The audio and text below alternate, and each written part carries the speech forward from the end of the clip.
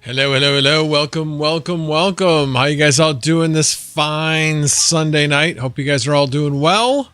Well, let's see who is here. Looks like, oh my gosh, Dan Bulmer was first. Cook 4015. Son of a Rabbit 56. Thank you for that package you sent me, 56. Much appreciated. And of course there was ramen in there.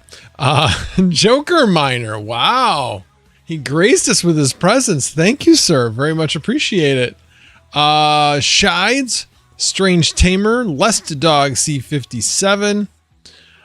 We got All Set. Hey, back to you as well. Let's see. Vinny Del Greco. And oh, jumping a little bit. Let's see who else is here. Integra Guy. Caw Valley Crypto. Red Jasper Kane. Brad Johnson, Frogman, Hash Rico, DJ Mines is here. Wow, it's a party now. Definitely a party. I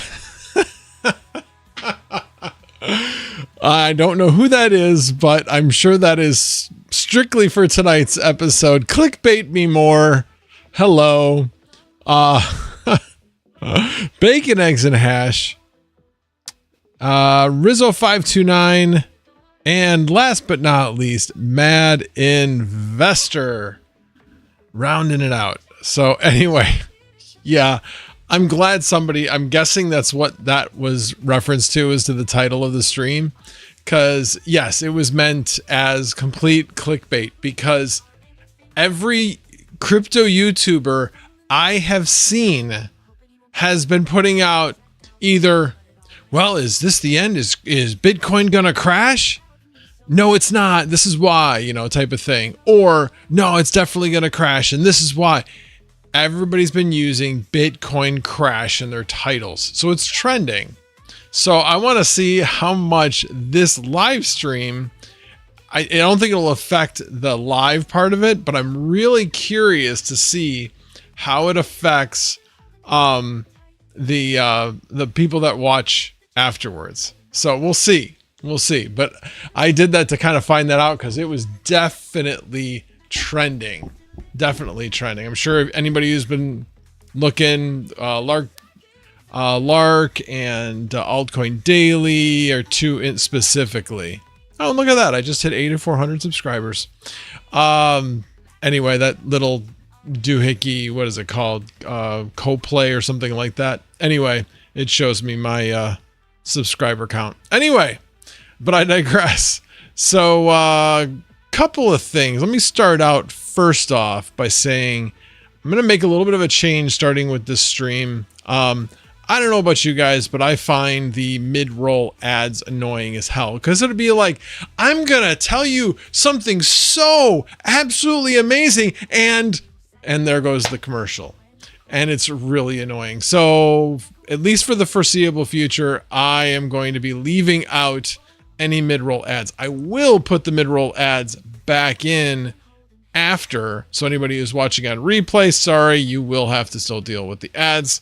But during the live, we will not have any mid-roll ads. So hopefully you guys like that change. I don't know why you wouldn't, because I know I would. But yeah, it's just not worth the few bucks that it earns during the live. I think it takes away from the live stream. So decided to make that change. Anyway, I got a couple of things to go over, and obviously I'll hit on the chat. Let me move this up a little bit. Let's see. So, oh yeah, the only person that's tagged me. So yeah, if you do want to say something to me in the chat, please tag me. Only person that tagged me so far was All Set. I did notice Vinny Del Greco was talking about him selling his GPUs. I have sold, including the 2 that I sold to Retro Mike, I have sold 9. Yeah, 9 so far. So I've got, is it 9? Let me think. 5, 7. No, yeah, I've sold 9. Exactly 9. If anybody gets that reference. Yeah, I sold 9 so far. Average is like $270 per GPU. I've sold more of the lower end GPUs than I have the upper end, but just barely. It's been a pretty equal mix. What I find really interesting, out of the ones I have left, which I've got 10 left. So I'm sorry, including the ones with Retro Mike, it was 11. That's right. Yeah, it's 11, including the ones with the Retro Mike. Now it makes sense. But I've got 10 more to sell. But out of those 10, 6 of them are for the Win 3s. 3 of them are... I'm sorry, 4 of them are for the Win 3s. The ones I'm talking about, like the ones with the light bar on them. So I've got 3 3070 Ti's and 1 3070 for the Win 3. I just find it really interesting. Of the 3070s that I have left, the for the Win 3 is the one that's left. So I don't know. I thought those would be like some of the highest in demand, and evidently not. I mean, I priced the 3070 for the Win 3. I priced that less than the Founders Edition and the Asus TUF. So anyway, I'm kind of surprised. Not even kind of. I'm very surprised that that's the way it's worked out. But yeah, I'm hoping to in the next week get the rest of them sold off. We'll see. Definitely have seen some interest. One of them, I thought I'd at least have one more sold off, but yeah. So I've been doing about how I thought I'd be doing, maybe a little bit better. Like I said, the average price is a little over $270 a GPU.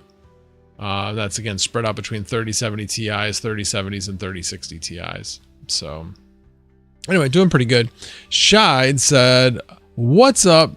Missed the first 2 minutes. Mute or no mute?" I was not muted. I was on the ball tonight.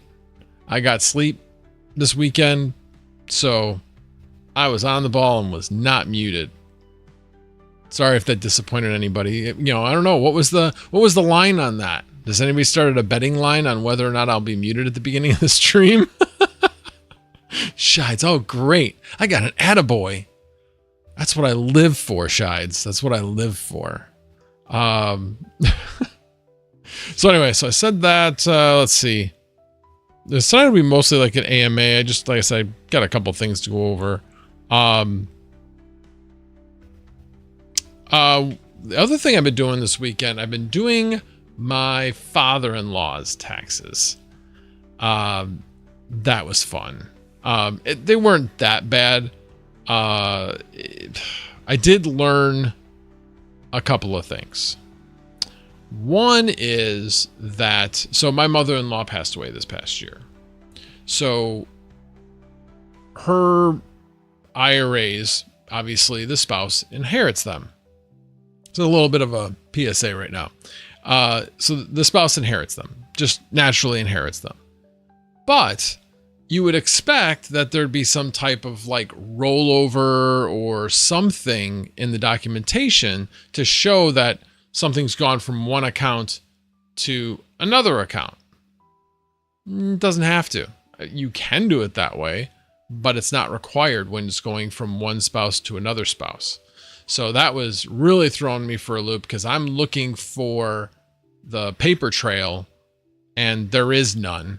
It's just that company basically, if you have a like account, they will just take whatever was in that IRA and transfer it over to yours. And if you don't have a like account, then they will just create a new account in your name and then transfer it over that way. Anyway, once I got through that, it was relatively easy. But the other thing that I had learned during a previous year and then reused it this year was, has anybody, I should like put a poll out there, but has anybody ever electronically filed, put in their adjusted gross income from the previous year, and the IRS says, no, you're wrong? Anybody have that happen to them? I've had it happen. Again, I fill out not just my own taxes, but other people's taxes. It happened to me once when we were doing our taxes.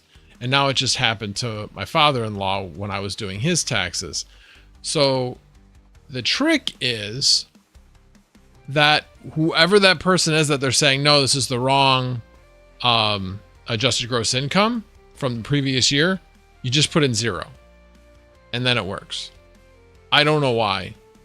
Somehow the IRS must have that field blank and therefore the default is a 0. Anyway, I've had it happen twice now. Like I said, it happened to me personally about, that was probably 5 or 6 years ago now. Now that I think about it. And like I said, it just happened with my father-in-law. I was like, what the heck? They both have the same adjusted gross income and his was right and hers was wrong. That makes no sense. None whatsoever. So decided, okay, we'll try that trick. Let's see if it works. Put 0 in, 0, and it was accepted. So if that ever happens to you, there you go. Try 0. No harm in trying a different number, especially when you're like, I'm looking at last year's taxes. I know what was in there. I know I didn't change my tax, my tax files. That's what it is. So 0 is the answer sometimes. Shide's never heard of that. Yeah, like I said, I had never seen anybody mention that. I ended up, when it happened to me, I called the IRS and the IRS was like, yeah, it happens sometimes. Put 0 in, it'll probably work. Like, really? They're like, yeah, somehow your adjusted gross income didn't somehow populate. So it's either populated correctly, and that's the way it is in most cases, or it's not populated at all, and then you just put in 0 and it works. Like, okay, then. So there you go. Little public service announcement there. We'll go over the markets in a little bit.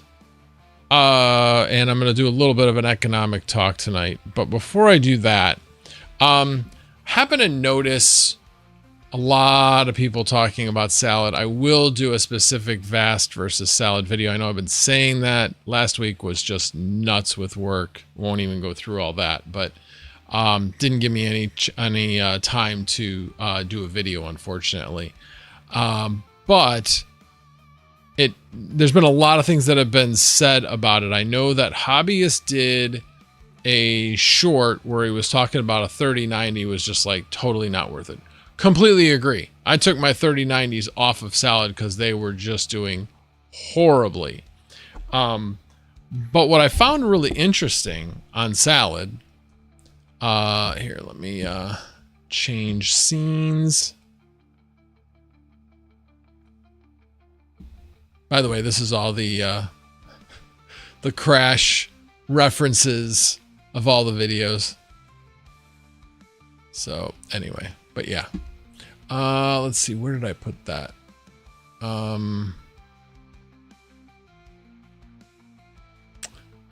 Let me actually just do this.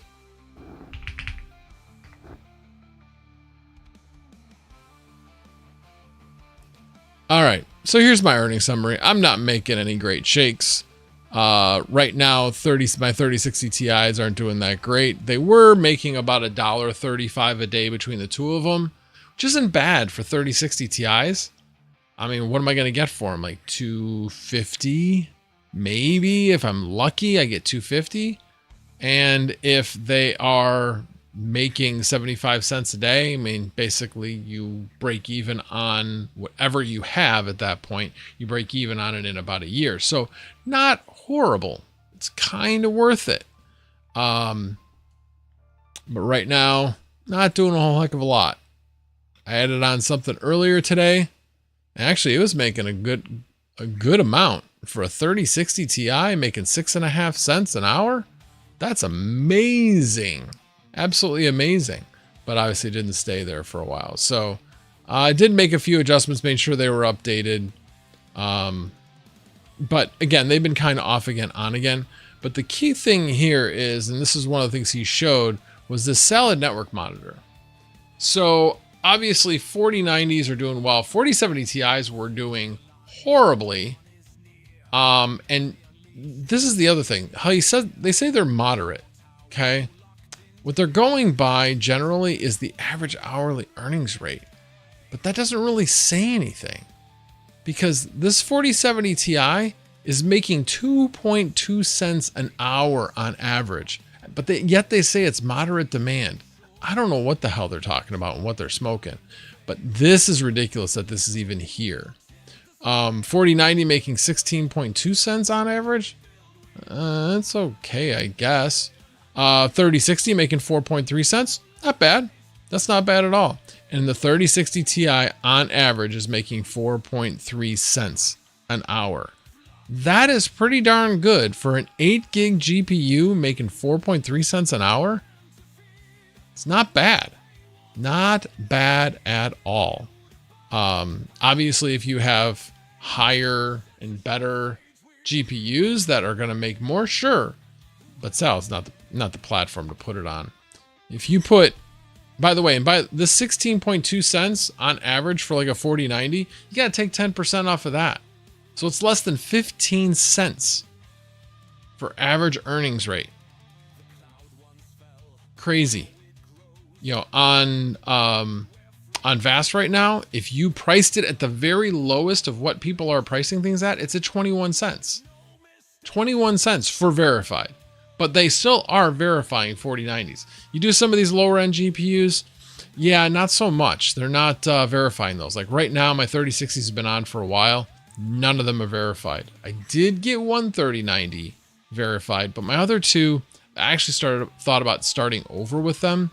There was an issue. Don't know exactly what it was. Got some help from the folks over at Vast. And then all of a sudden they started, like they got stuck at a certain reliability and they weren't rentable.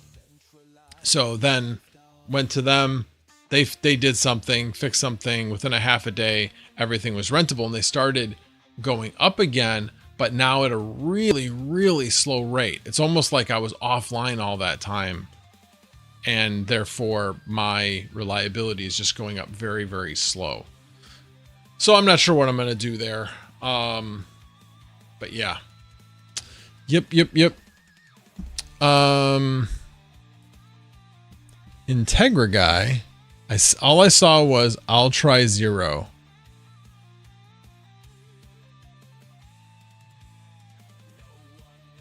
Oh, interesting. Yeah, try 0, Integra guy. I think that will work. And I don't understand it. I really don't. It's very, very strange, but I would try that. Yeah, I don't remember if there was another way to verify on Federal. I don't know. I didn't really try to see if there was another way. I just tried 0 and then it worked and then it was accepted. So I didn't have to try anything else. Nice, DJ. Average $50 an hour tonight. Door dashing. Couldn't believe it. Well, one thing has definitely changed on DoorDash, and actually most of the food delivery programs, is that they specifically suggest a tip. And I'll tell you what, the tips aren't bad. So for instance, the default tip on my DoorDash order tonight actually was actually over 20%. So now it was just for me, so it wasn't that big, but still their default is actually pretty high. So yeah, people are really understanding that, yeah, you need to tip on these particular platforms.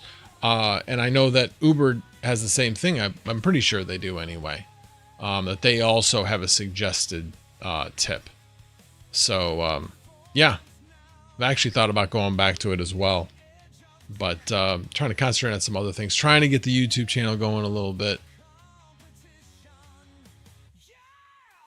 So I don't want to get distracted with that.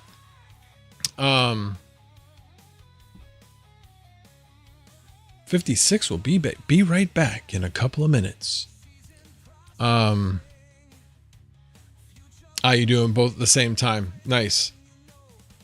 So they don't penalize you for not picking up what you like. If you like decline 9 in a row, do they like take you offline? I thought before, if you decline like 5 in a row, they would take you offline, and then you'd have to actually manually go back online. Are they still doing that? Curious. Asking for a friend. So Frogman says, I do rideshare now. I got burned out on DoorDash. You know, the one thing, there's pros and cons to DoorDash and rideshare. So people that love to do food deliveries over rideshare say the food never talks back. Not wrong. But if you like to talk to people, doing rideshare is fun. It really is. Honestly, every time I did rideshare, it always put my faith back in humanity. Because most of the people were going out somewhere fun, and they were talkative and they were in a good mood and always put me in a good mood. So I really enjoyed it. And so many drivers out there don't talk at all. So a talkative driver is unusual, from what I found. And yeah,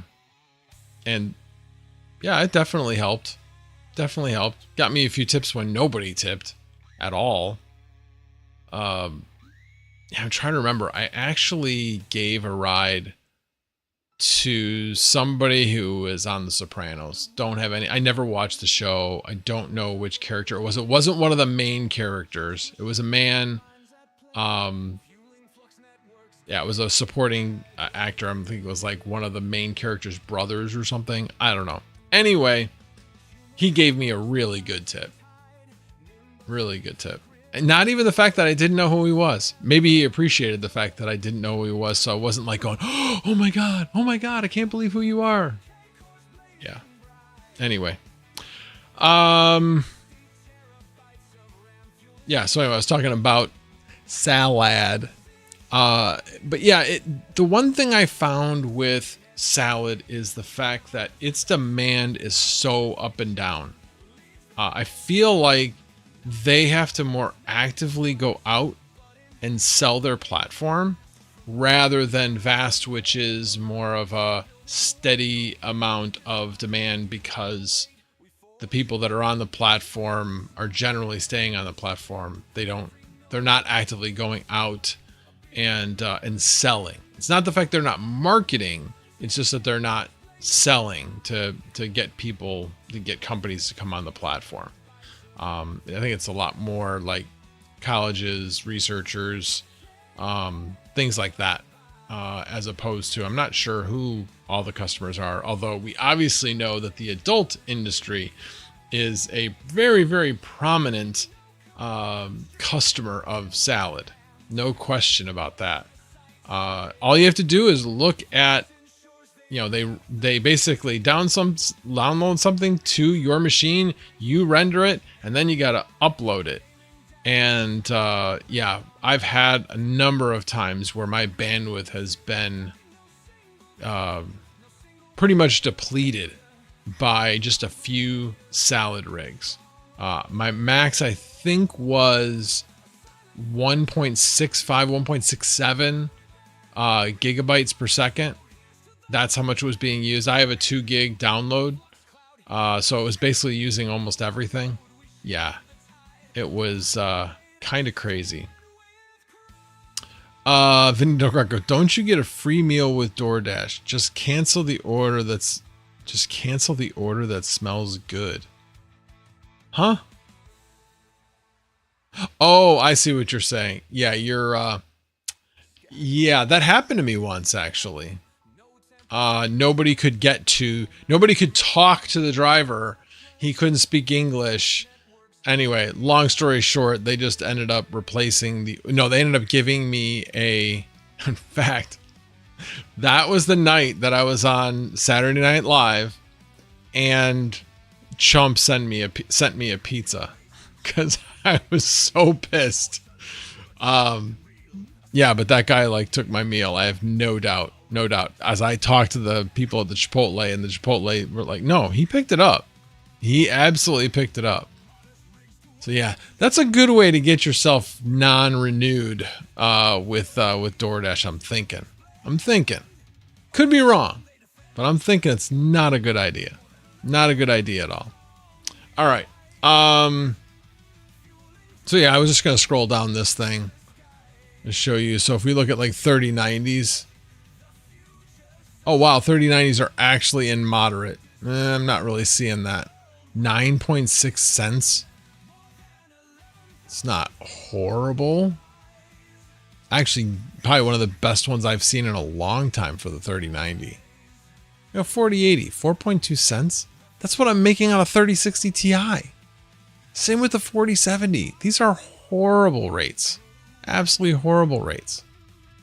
I mean, how is a 3060 Ti make at 8 gigs making the same amount as a 4070 next generation and 12 gigs? Just crazy. And then you got the 5080, 5070 down here, not making anything. So yeah, I don't know. I'm not a big fan of salad anymore. I still use it. Let me show you one other thing.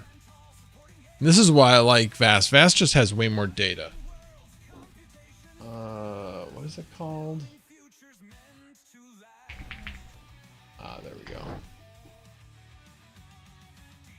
And I've shown this before. So for like 4090, obviously the demand is up and down. But once you're verified, and you can see they've been verifying 4090s. There's only 900 that haven't been verified. And this also includes the ones that have been de-verified for some reason. And I'd hazard to say that there's probably a lot more de-verified than unverified in this. But you know, you got basically 2/3 that are rented. And then you've got, now this saying it's 21.5 cents. That's saying that's like the minimum, the bottom 10%. Like, you know, you get down to that 10% line, that's the 21.5 cents. That's way better than salad. And the median, the 50% is 29.3. So definitely a good amount of money. And this has been going up rather than down, which I find interesting since we're still only 2/3 rented. So yeah, I actually had my best week ever last week with Vast. Yeah, I made over $600 last week. So, yeah, and power's like about a quarter of that. On my 3060s, I'm making about 50% profit, and 50% is the power bill. It's about the same, a little bit better on the 3090s when they are rented, but then the 4090s, you know, it's about 20% or a little bit less. That is the power, and then the rest of it's profit. So Yeah, I'm definitely happy the way I'm doing on VAST. I just don't get, unless you have a 3060 Ti or something. So those two 3060 Ti's I have on there are the ones that my wife got. She has the other one on her machine. So I don't really want to sell those. I don't want to get rid of them. So I'm like, well, what am I going to do with them? I may end up, if I decide I want to sell one more 3060 Ti, I might sell, what's the name of that brand?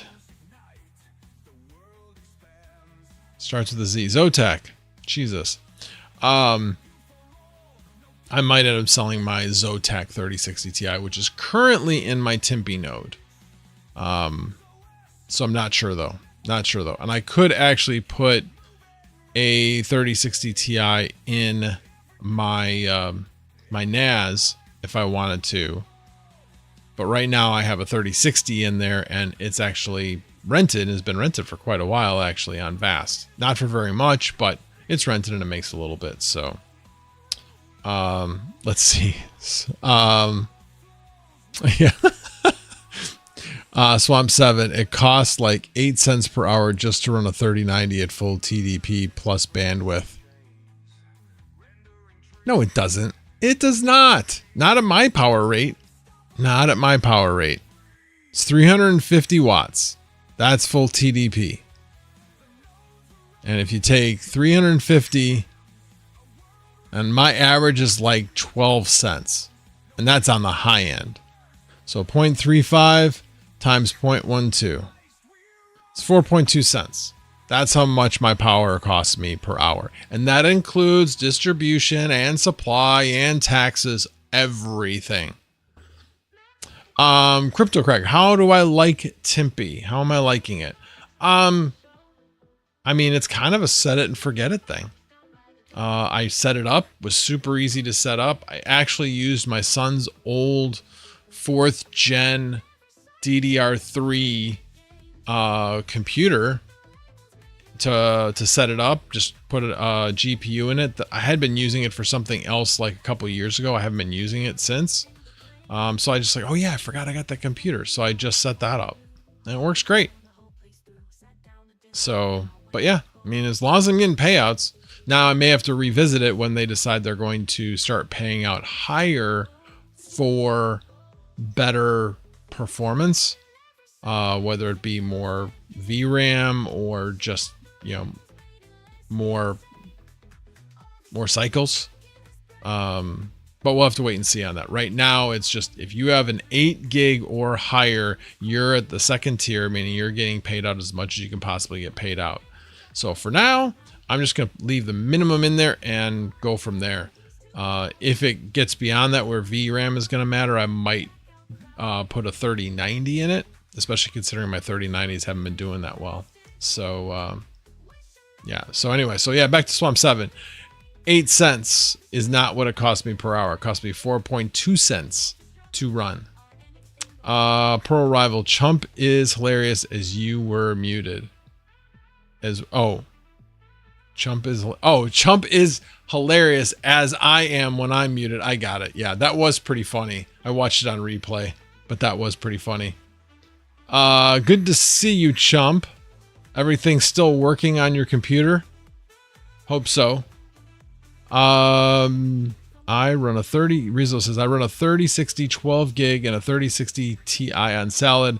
They run jobs about 50% of the time. Not terrible. Yeah. I mean, 3060s, actually make a little bit more on Salad.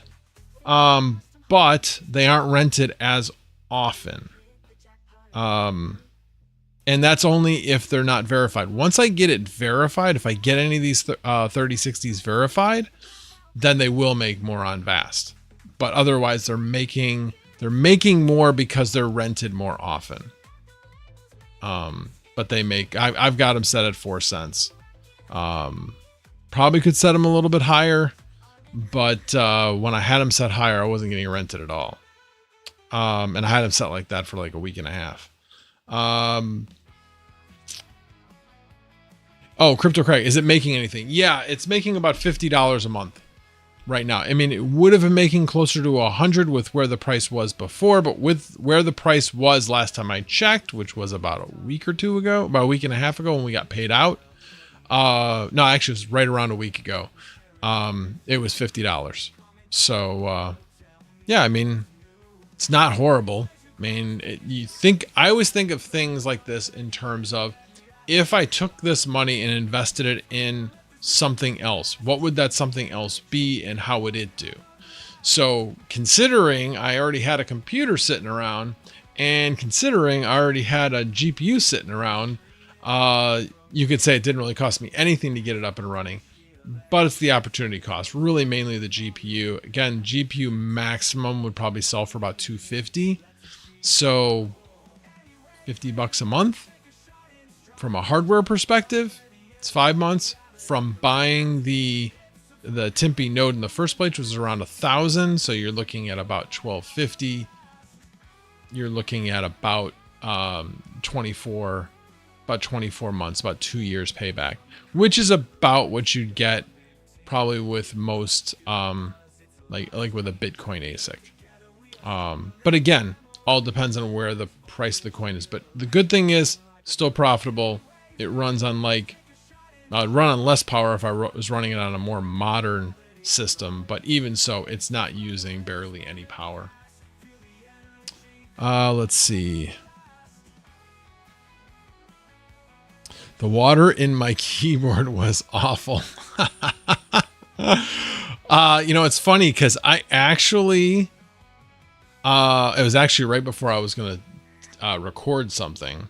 I dumped this whole thing of water a couple weeks ago, and thankfully it was on the right side of my desk.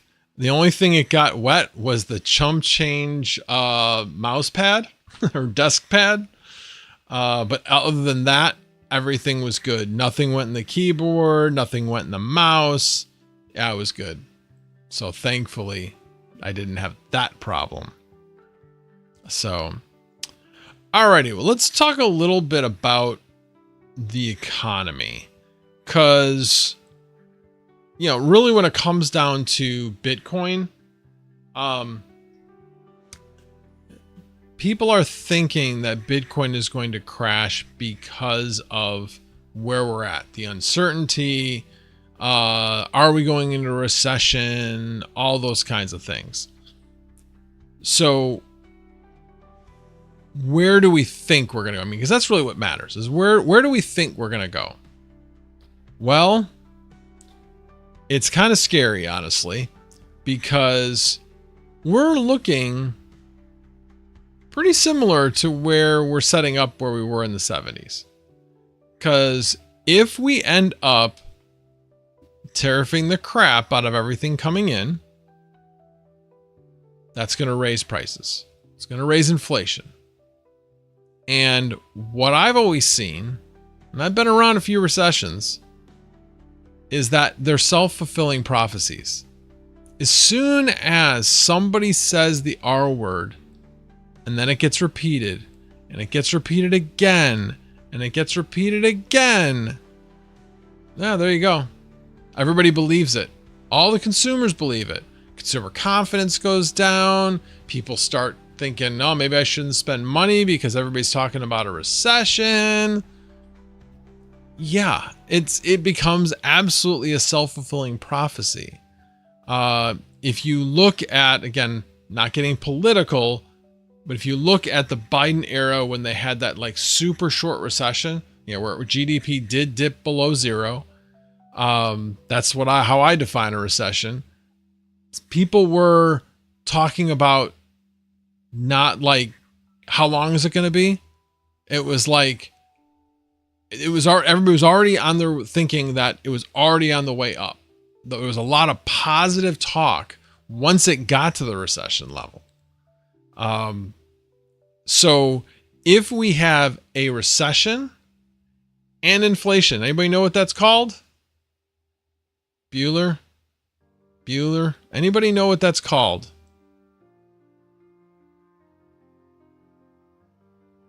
Really?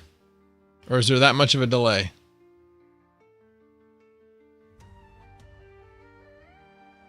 Anybody know what that's called? Yes. Stag what? Stagflation. Yes, it's called stagflation. Stagflation is the absolute worst thing that can happen to an economy. Well, deflation is almost as bad because that happened to Japan in the 90s, I believe. But anyway, it did happen to Japan, and it really killed their economy. When you have negative interest rates for a long period of time, that's a bad thing. But anyway, stagflation is extremely, extremely bad. So the White House appears to be perfectly fine with making moves that is going to cause a recession. In a way, I kind of understand that, as long as they're not driving up inflation with tariffs.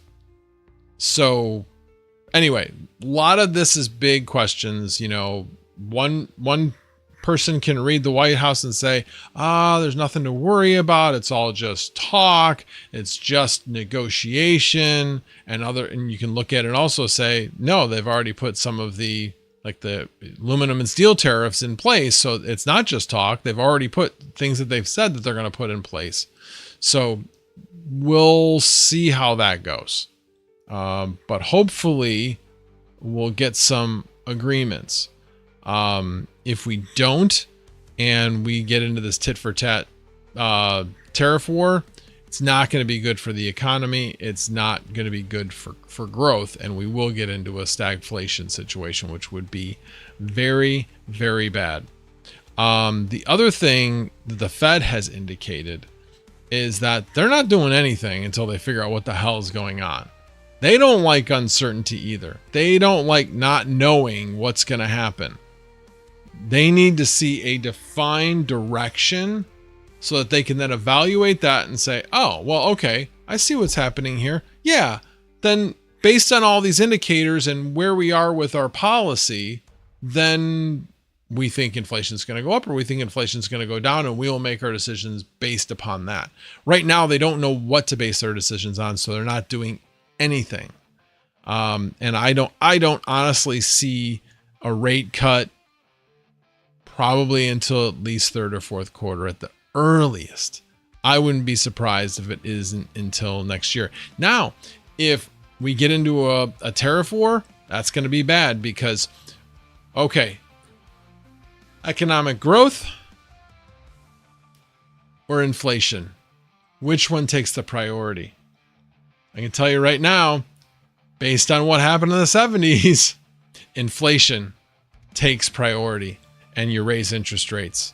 Yes, you will kill the economy by doing it, but you have to have inflation under control, because inflation will absolutely spiral out of control if you don't make that a priority.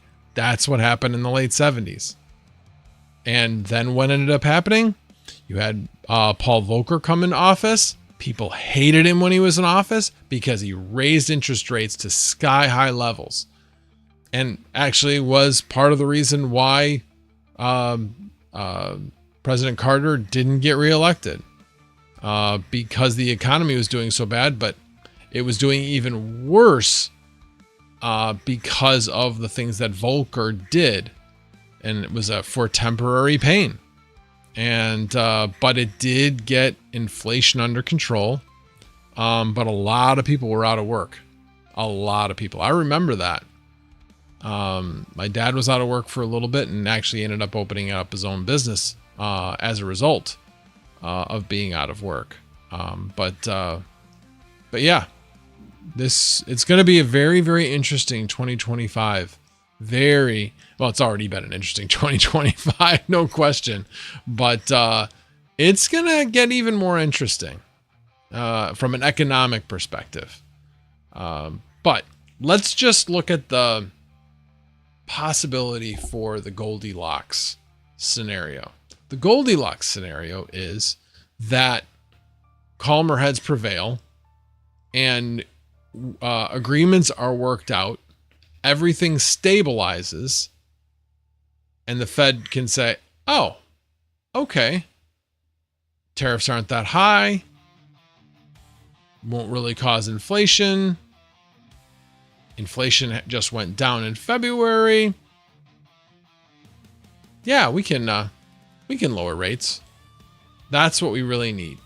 And as soon as we start seeing rates go down, that's going to be great for Bitcoin. Going to be absolutely great for Bitcoin. But what, like I said, what it really comes down to is it's all of these external factors, more than I've ever seen in markets before. Who's talking about like companies and what they're innovating and all? Nobody. Everybody's talking about the overall markets and the overall macroeconomic situation, on everything affecting it. That's not a good thing, not a good situation to be in. We should be focusing on how are these companies performing? What products are they producing? How are their profits? Yeah, nobody even cares about that. It's all about these external factors. External factors need to be resolved and go away. Absolutely go away. It is interesting. I was listening to a guy on my way to work. I listened to WBBM, and it's their news, their business news hour. And they had a guy on there, and he was like saying, we need to stop talking about tariffs. That's what's killing the market. Everybody stop talking about tariffs.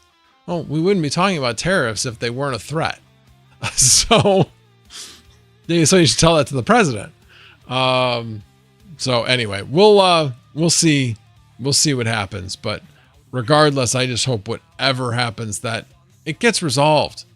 If tariffs are going to be at 15%, then be at 15%. If they're going to be at 25%, then be at 25%. And let's figure out what the new normal is and figure out how we can be successful to new normal, and let the Fed do what they're going to do, and everything will level out. And yes, probably take some hits, but at least then we'll get to a new baseline and we can build from there. So, alrighty, I'll get off my soapbox on that, but I've been thinking about that a lot this weekend. Just like so fed up with the current flip-flopping of tariffs are on, tariffs are off, tariffs are on, tariffs are off. And honestly, it makes it really look like, friends of the White House are making a shit ton of money because they can make moves prior to the announcements. Just saying. But hey, wouldn't be the first time that people in Washington got insider information and made a killing on it. Seems to be just the way it is. But hey, nobody's doing anything about the swamp. So go figure. Anyway. Alrighty, let me see if anybody tagged me on anything. It does not look like it. It looks like the last thing was Crypto Craig talking about Tempe. Let's see here. I guess I lost a few people to ranting about the economy. Let's see. I think I talked about everything I was going to talk about. I guess the only thing I didn't really talk about or a whole heck of a lot was VAST, but I talked a little bit about that. Alrighty, guys, what do you guys want to talk about? Yes, Rizzo, obviously that's who I was referring to. Oh, and Crypto Craig, yes. Yes. I don't really pay attention to that, but I know that when I saw the news come out and looked at it, yeah, it was.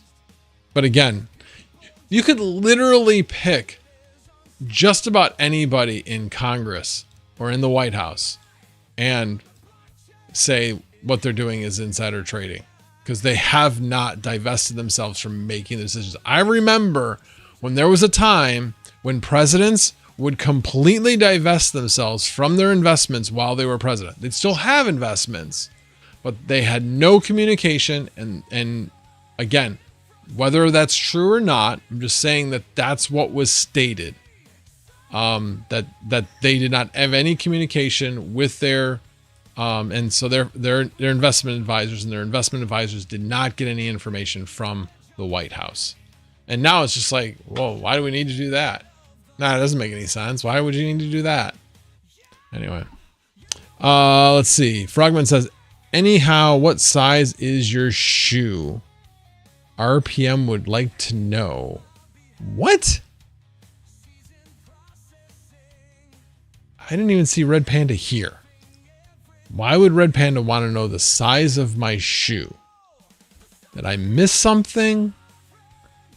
Anyway, I'll come back to that. Shide says, a few years ago, you covered tax incentives for things like upgrading your home power panel. Any updates or new round of info on stuff like this? So far as I understand it, the president has not done an executive order to cancel those. There was talk about it, but it hasn't been done yet. I could tell you that I'm still planning on doing a panel upgrade because I don't know whether mine, if I'm going to do anything that would make me qualify for a panel upgrade rebate. So regarding specifically the panel upgrades, you have to be making some other change in your home that's electrifying something that was gas prior, or doing it along with a solar upgrade or some other renewable energy upgrade, like or putting in batteries or something like that. So you would have to put it in the same year as doing one of those. So I don't know. I mean, if I was going to do anything, so like one of the things I had thought about was I could do a heat pump water heater. Problem with the heat pump water heater is it does not heat water as quickly as natural gas water heaters. So yeah, it actually is a perfect setup though for it, because you take in heat and shoot out cold because you're trying to heat up. Well, in my basement, I have all of the vast stuff down there. So it's generally warm, especially during the winter, or sorry, during the summer. And so you can have a vent at the top of the wall, which is right next to the water heater, pull in hot air from there, and then shoot out cold air on a vent down below to cool off the area. So I have thought about doing that. Now, if I did do that, that's an electric upgrade.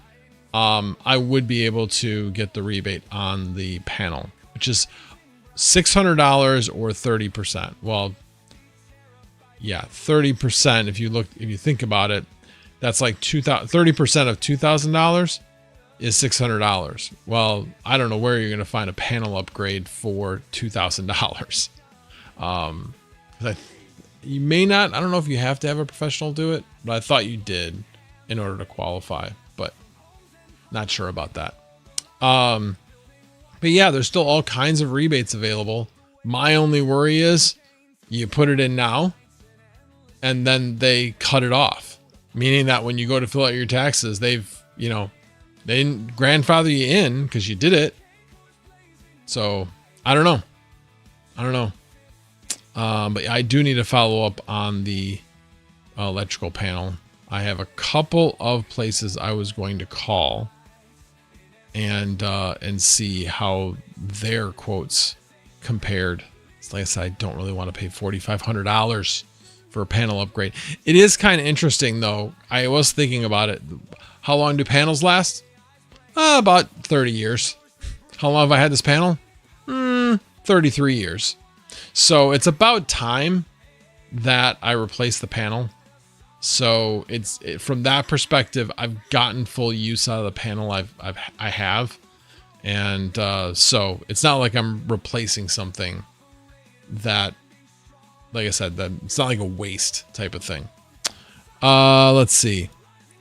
Pearl Rival says, did Janet Yellen's tariff on batteries increase? Well, Janet Yellen's doesn't do tariffs. She was head of the Treasury and she wasn't in charge of tariffs. Tariffs either come from an executive order or they come from Congress. By the way, they're supposed to come from Congress unless it's regarding a specific targeted product. So protection of U.S. industry or war. Those are really the only two. So these blanket tariffs, not really the way it's supposed to work. Should really be going through Congress, which I don't really understand why not. You got both Congress, you got Senate, you got the House. They're both voting with you. Hell, even you got some Democrats voting with you. So there you go. What's your worry? Just put it through the right way. Shides, would you do a video on this? I think it's super great info, especially for folks with old houses. I could, but I'll put it down as an idea. I will definitely put it down as an idea. All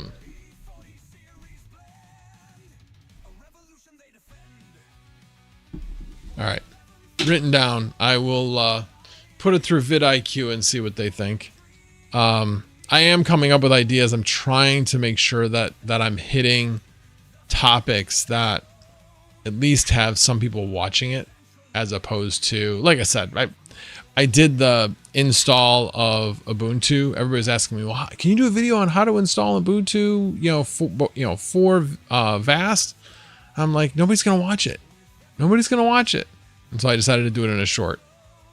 And nobody watched it. So I was pretty sure of that. All right, hold on a second. I don't know if I covered Pearl Rivals total thing. If I plot with the seller to distribute from Hong Kong, is this a RICO charge? If you plot with seller to distribute from Hong Kong, I'm not familiar, first of all, with specific tariffs from, I mean, I know Hong Kong technically is China, but I'm not sure if there's a exclusion for that since it wasn't China for so long. I'm honestly not sure, Pearl Rival.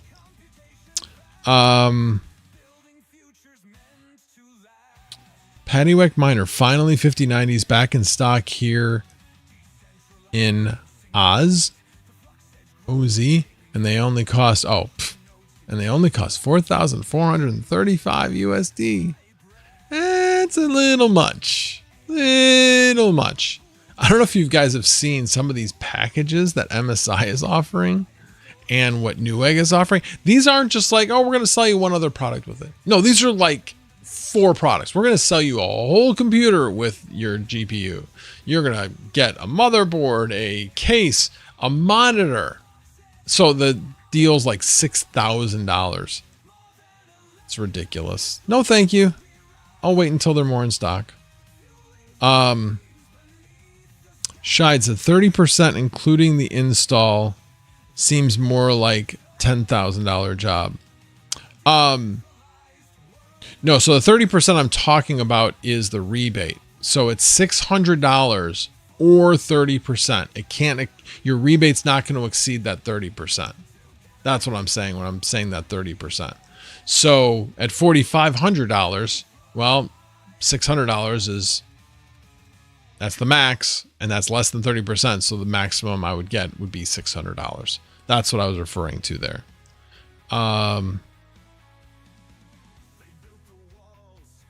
Yes, Yusuf puts, Vast only runs on Linux. You say that like that's a negative. That's a positive. It's definitely a positive. I know Windows is easy, but it busts all the time. Things stop running. Salads is a major pain in the ass. It really is. I have to check it every so often, and then I'm like, what happened here? What happened here? It doesn't just run. Every week or so, you find it where, oh, okay, I got to do this with it, or it rebooted on its own, or whatever. Linux just runs. Vast just runs. I haven't had to restart my machines in a really long time. I can't remember the last time I restarted my 8 GPU rig or my 6 GPU rig. They just run. Yeah. Telling you, positive thing. Just learn some Linux. Learn some Linux. Lots of resources out there. Bob Vila, electrical upgrade. Bob Vila is more of a carpenter, if I remember correctly. He never did his own electrical work. Just saying. Swamp7 said, I had to buy a $1,200 monitor to get a 5090. Yeah, I'm not buying a $1,200 monitor to get a 5090. I'm just not. Yeah, I know from Newegg. Yeah, and from what I've seen, the packages have gotten even crazier. Even crazier.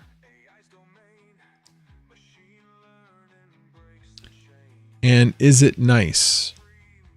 Oh, the monitor, I guess, is what you're asking about, Shides. If I remember correctly, it was a good monitor, but I think it was pretty overpriced. Retro Mike Tech, good to see you, sir. Max, what about us US peasants that don't know how to use Linux? Learn. If this old 56-year-old guy can learn Linux, so can you. Just learn. It's not that hard. It really isn't. There's tons of resources, and I'm not saying I'm a beginner when it comes to Linux, but I can follow instructions and I can know what the commands do as I'm going through the instructions of what I need to do to install this stuff. And when I have a problem, guess what? There's resources. Do a search. As Goat and I have said, we have PhDs in Google. And now PhDs in, prompt engineering, for ChatGPT. There's tons of resources when you run into issues, which is pretty rare, that, you can figure it out. I remember there was one issue I had with, what was it? It was with, oh my God. It has been so long since I've used it. What is the mining OS? Anyway, you guys know what I'm talking about. God, it's been a really long time since I've used that. Hive OS. Where because of this particular Intel 2.5 gig driver wasn't available for I shouldn't say it wasn't available. There was something wrong with the driver and you couldn't upgrade it. And the workaround for it was once you've booted it up, you then do there was a command to basically turn it off, turn the Ethernet port off, and then turn it back on. When it turned back on, then it would run. It was stupid. I did a video on it a long time ago. Actually viewed by a lot of people, which I was surprised. It was like my best how-to video, actually. But yeah, it's other than that, that's the only problem I've had that I can think of where I've had a problem with Linux. All right, let's see. Hold on. All right. Yeah, actually, there are a bunch of people that added things. Swamp7 says Asus 240 hertz OLED 32-inch 4K, actually insanely nice monitor. That is a pretty darn nice monitor, but there probably wasn't a huge market for it, and they were trying to unload it.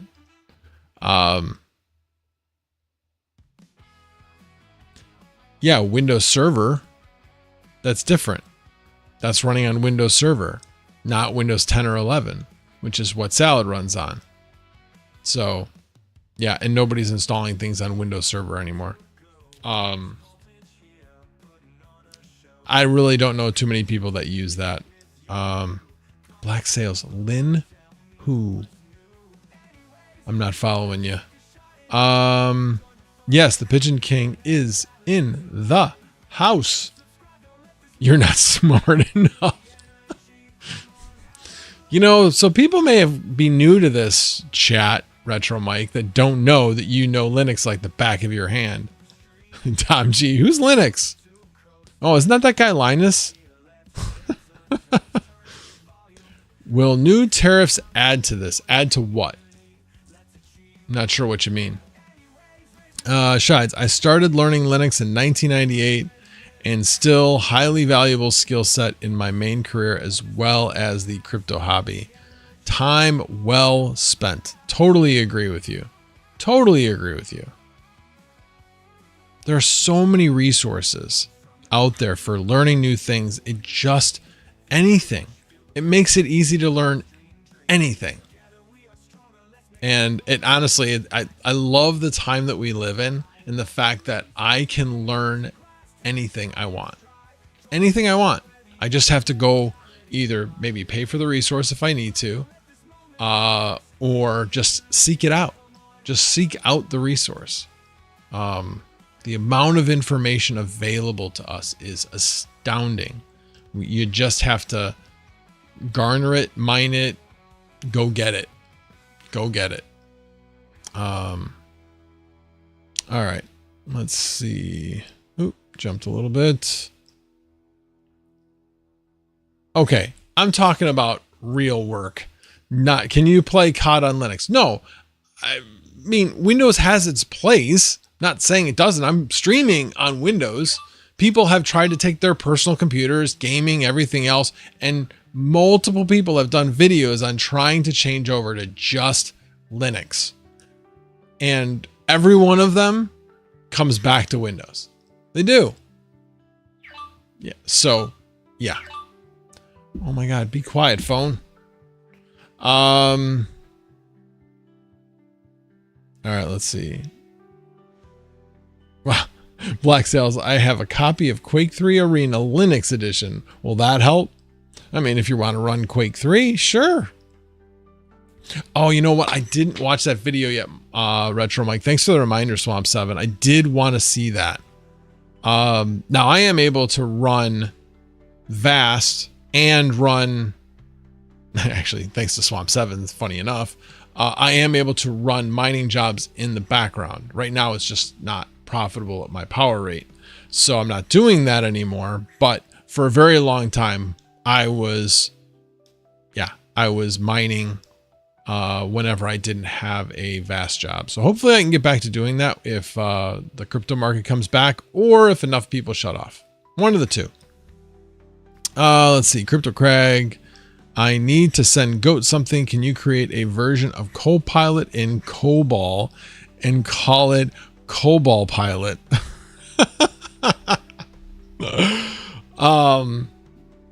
Wow, that's funny. Crypto Crag, are you a COBOL expert? Are ya? You could definitely get a job at the government with all the stuff that they use that's still written in COBOL. Vinny Del Greco, don't Linux play the piano on that Snoopy show? Yeah, I wasn't thinking about that Linus, but yeah. Good one. Shines. Dating myself, LOL, but I met Linus back in 1998 and Alan Cox, the lead kernel developer. Awesome experience. Oh, not that Linus. The Linus that made, yeah, got it. Let's see. I was going to watch it. I just haven't watched it yet, Retro Mike. I will watch that video. I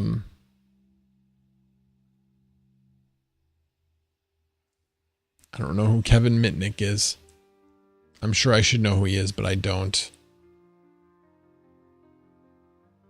Yeah. Yep, always. Was actually going to try it myself, but saves a ton of work just copying your work. He said just copying your work, but he meant copying. Yeah, I'm trying to remember. What did I do? I ran a node, if I remember correctly. On like a Flux node on the same hardware that was also had Hive OS on it. If I remember, is that what I did? I know I did like two things on my Hive OS machine. Anyway, do you remember that, Retro Mike? You helped me with that? It's been a while since I did that. That was one of those things I did it because it was fun. Not because I really needed to, but it worked. Shide says, I actually ran a Linux workstation 2001 to 2006 when I was an ISP server admin.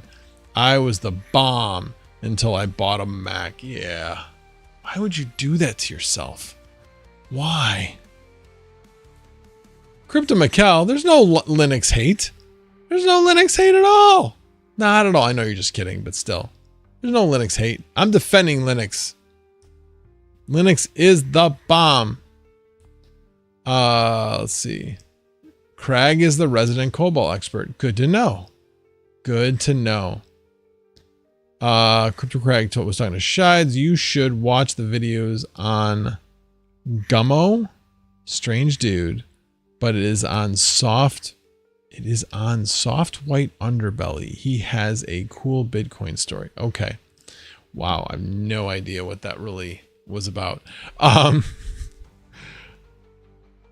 Yes, Retro Mike. Yes, he does make videos so people can copy. He makes it easy. Makes it easy. It's my whole reasoning for creative videos. Yeah, I also think I told you, Retro Mike, that I did try remotely, but remotely really only worked well for Windows. And since I wasn't doing much in the way of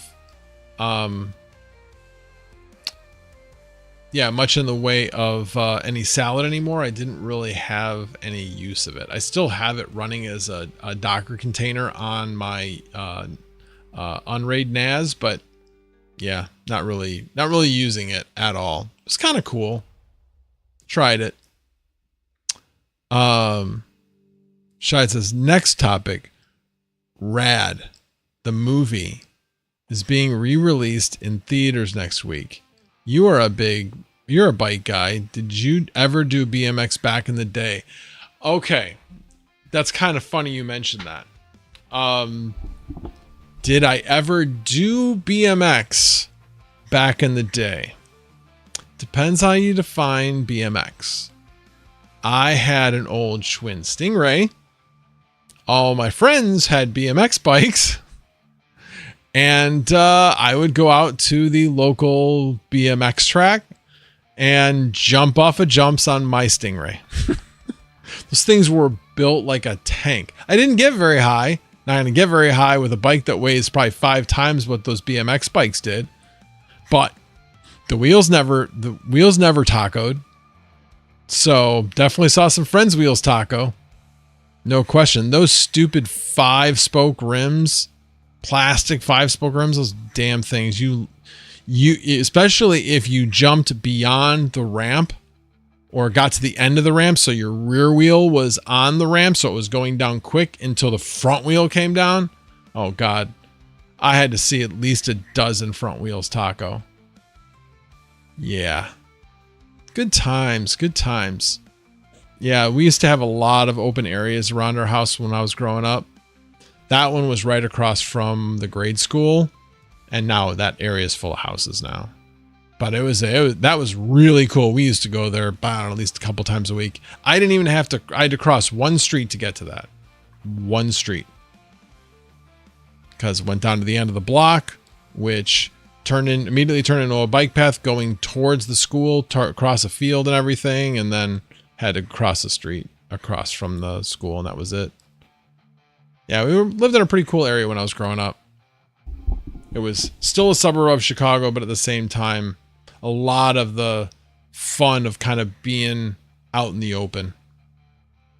Let's see. The thing is, I don't even know that movie, that Rad. I never saw the movie. I was never really into quote unquote BMX. Certainly never raced it. We actually have a BMX racetrack that's been around for as long as I can remember in Elgin. And it's still open. So they still do BMX racing there. Let's see. Crypto Craig says, Soft White Underbelly is a YouTube channel that does interviews. Gummo is one of the interviews. Cool BTC story if you need an interesting video to watch. Oh, cool. Appreciate it. Let's see. Shides would love to see a pic of you in the air on that whip. Yeah, see, back then, it wasn't like you whip out your phone and you just take a picture. Somebody would have actually had to think about bringing a camera with them. Nobody brought cameras there. Nobody brought cameras. There were no pictures of us doing any of that stuff. None. Back then, Polaroid was like the cool thing. It was like this enormous camera. yeah, pictures were more of, you know, everybody pose. So, yeah. Let's see. Shides, that is awesome. I grew up way out in the country. We built a half pipe in the woods, 10 miles from nowhere. Yeah, it's funny you mentioned that. It was I don't want to say it was like a half pipe, but it kind of was. Basically, you had, a big like launch pad where you just went down and then you went back up and then you rode around and then there were jumps on the outside. But yeah, it was just, as long as you were riding on it, the weeds would stay away. So we didn't have to worry about weeds. Let's see. Please add to your watch list. You will love it. I will have to watch it. Vinny Del Greco, Nicole Kidman early movie. Nicole Kidman was in that movie? Interesting. Interesting. It was an okay movie for the intended audience. Well, it's funny you mentioned that. Oh, shoot, what was his name? Oh, there was a guy I worked with at Giant Bicycles. PJ. Perry Kramer. PK. Sorry. PK Ripper was what he was known as. And big in like the late 70s, I believe, maybe even into the early 80s, huge in the BMX scene.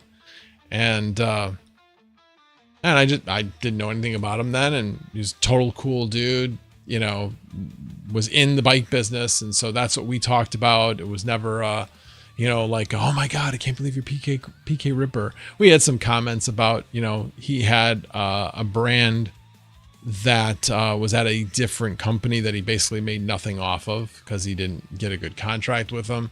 But yeah, there were some PK Ripper BMX bikes that were sold, lots of them. And anyway, I just remember when I brought dealers with me. They were young dealers, but yet old enough to remember Perry Kramer because they were in the BMX scene. And oh my God, they were like totally like, oh my God, PK Ripper, PK. Like they were just like, and I told them, just be cool. He's not that guy anymore. He's just a regular guy. Yes, you want to get his autograph. Just be cool. Oh, they were not. They were not at all. I had to apologize to him later. Like, sorry, I told them just to be cool and that just, anyway, it was kind of funny. Alrighty, well, I have been going for almost a little over an hour and 15 minutes. I will go for another couple minutes. Joker Miner been a member for 20 months. Here, but playing GTA V. Also hooked. GTA, I get. What's the V? Oh, 5. I got it. GTA 5.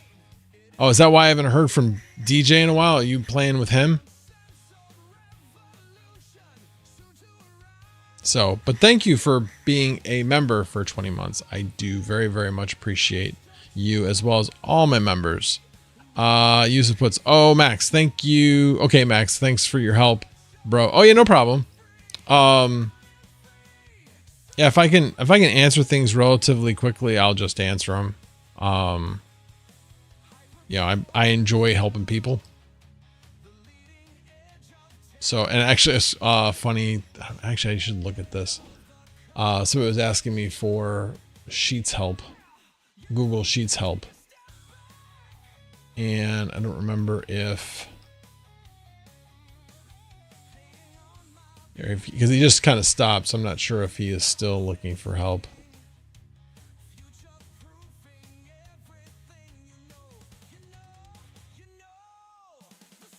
Yeah, I don't know. He didn't respond after I gave him a couple of pointers, but he was trying to figure out how to take if you have a spreadsheet of some sort and you're trying to take the time off of the end of the field, like you just want the date, you don't want the date and time, you can actually use an integer function for that.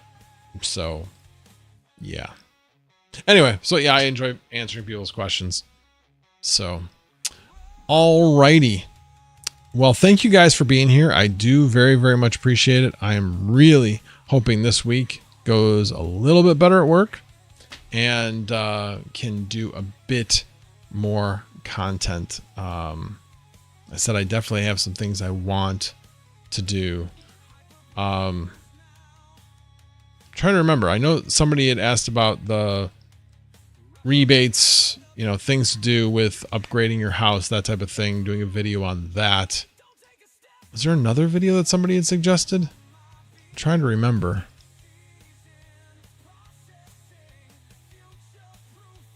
DJ's playing Free Cash.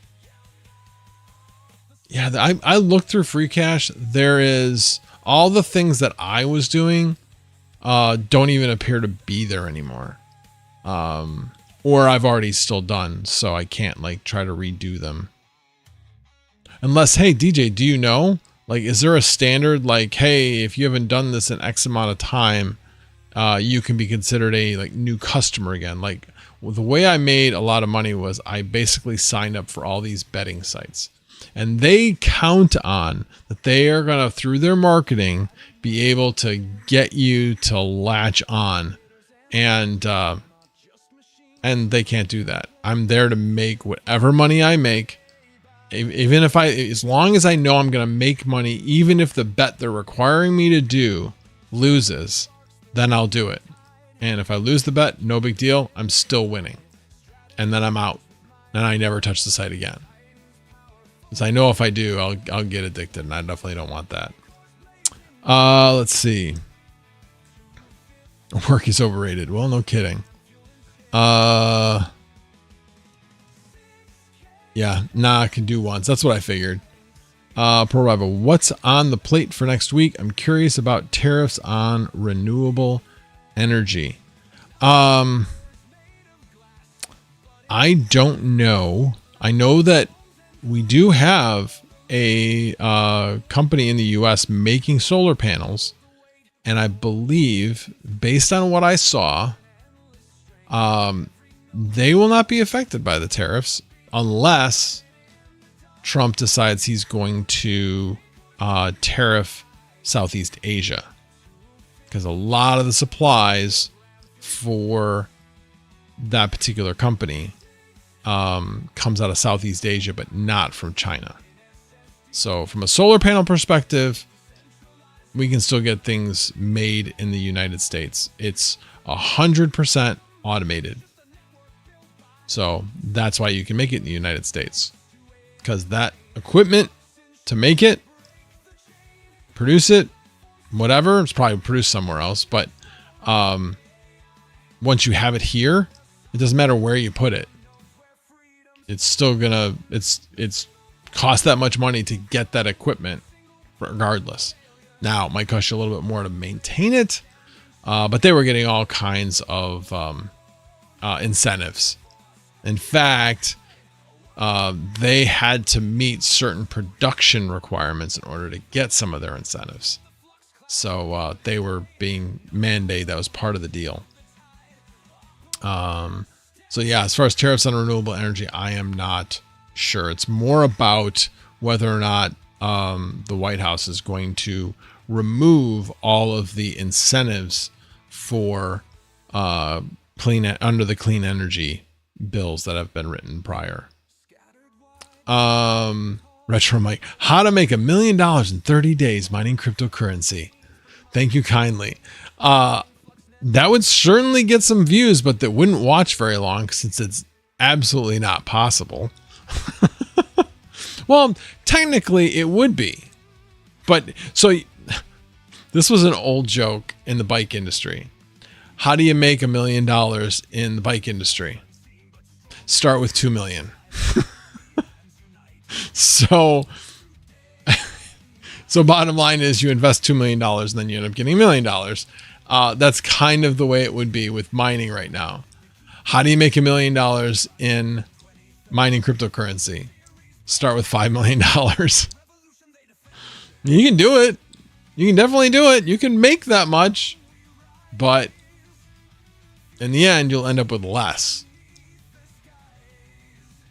at least in a year. Joker Miner says, wife and kids are gone until Thursday in Minnesota, so I am gaming every night. Well, good for you. I actually didn't game at all. Like I said, I dropped off my wife on Thursday and then did a lot of working on Thursday and Friday. Well, yeah, because I kind of had to. Oh, funny thing. I forgot to tell this story. Jesus. So I have a Ford. So story time. I have a Ford Escape, 2016 Ford Escape, and drove my sister, her daughter, and my wife to the airport on Thursday morning. Came home, got ready for work, went out to my car, backed out of the driveway, went to shift it into gear. Nothing. All of a sudden, the gear shift like felt like jello. Like there was no like click, click, click, nothing. So something obviously had disconnected. Like, damn it. I'm stuck in the middle of the street in our subdivision. Great. So call my shop. He's like, yeah, I'll call a tow truck for you. You know, this is the company. No, he actually gave me the phone number and I called. That's what happened. Anyway, so I called them to come get it. And then in the meantime, I'm like, let me look up what the hell's wrong with the car. So I look up and they're like, oh yeah, this is what's wrong with it. I'm like, wait a minute. Didn't I have a recall on that? And then in the video, it's like, and yeah, there's a recall on this from 2013 through 2019 Ford Escapes. I'm like, son of a. So yeah, because I didn't get the recall done, I'd gotten the final like notice. This had been out for a while. The final notice was like 3 weeks prior. I'd gotten a letter and it was like, yeah, I should get that done. Yeah, I should get that done. Didn't get it done. And that's why my car was stuck in the middle of the street. So thankfully, $135 lesson.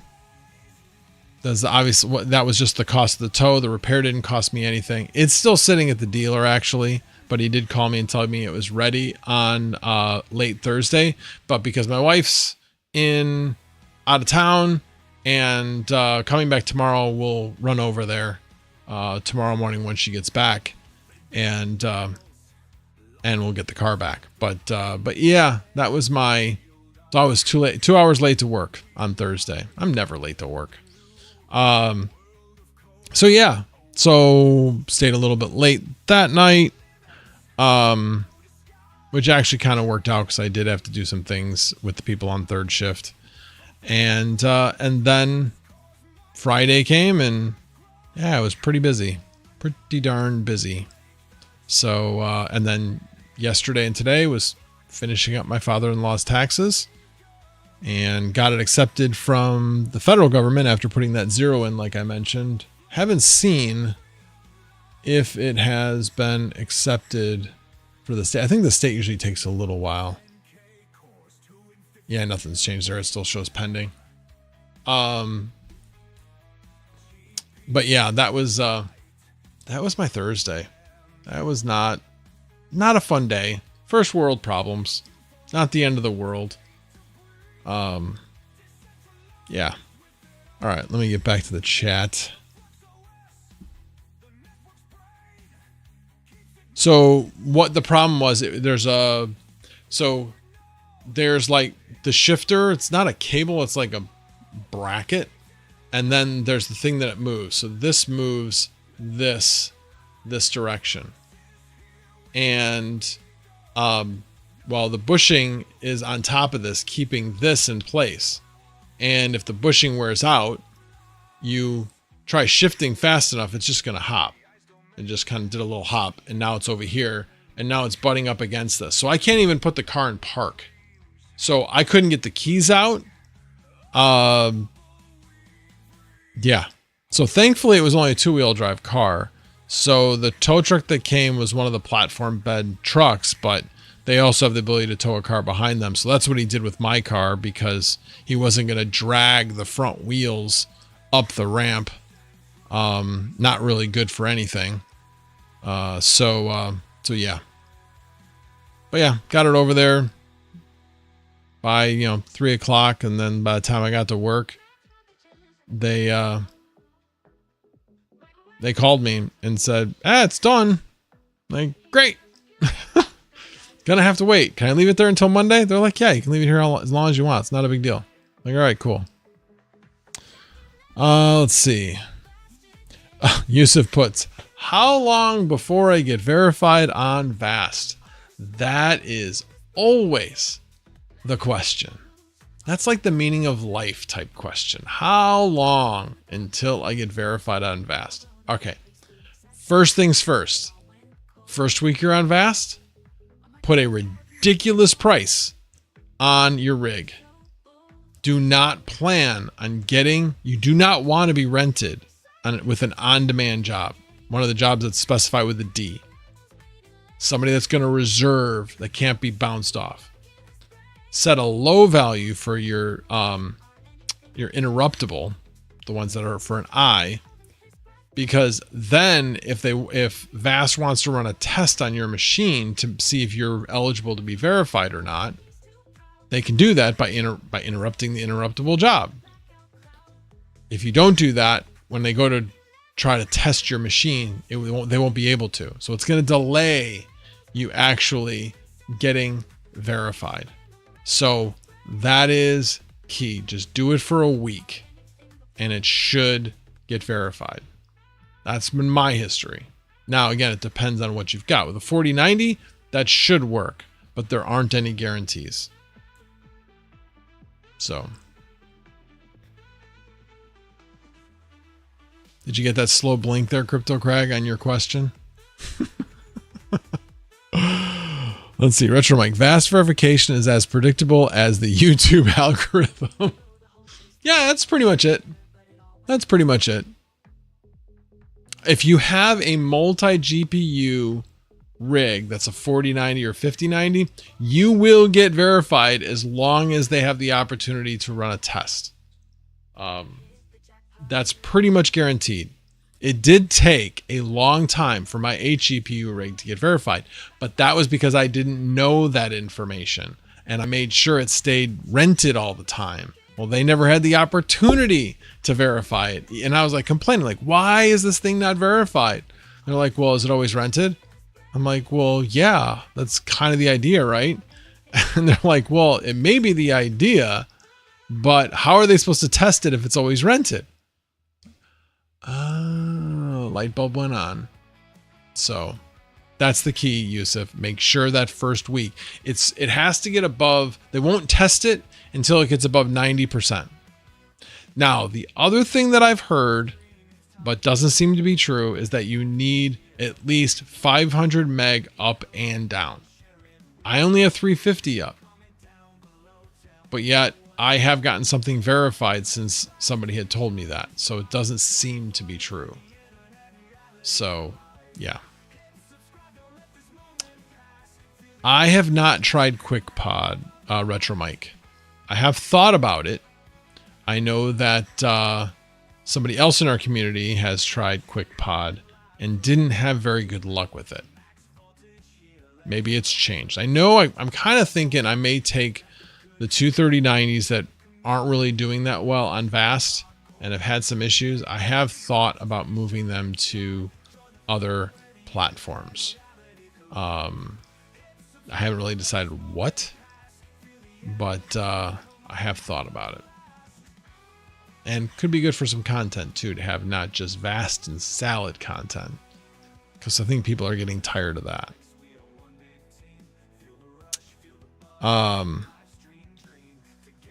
Let's see. Swamp 7 says stay away from QuickPod. Swamp 7, why do you say stay away from QuickPod? Is it because you don't want more people going on it because it's so profitable? Or is it just because it's that bad? It's been better than Vast for me on lower spec GPUs. Interesting. So are you saying I should move my 3060 Ti's to QuickPod? Oh, you retracted a message. Damn it, I hate it. And I just saw it get retracted and didn't have a chance to read it. Retro, I'm like, I'm going to move everything over to it now. Forget everything I said, Max.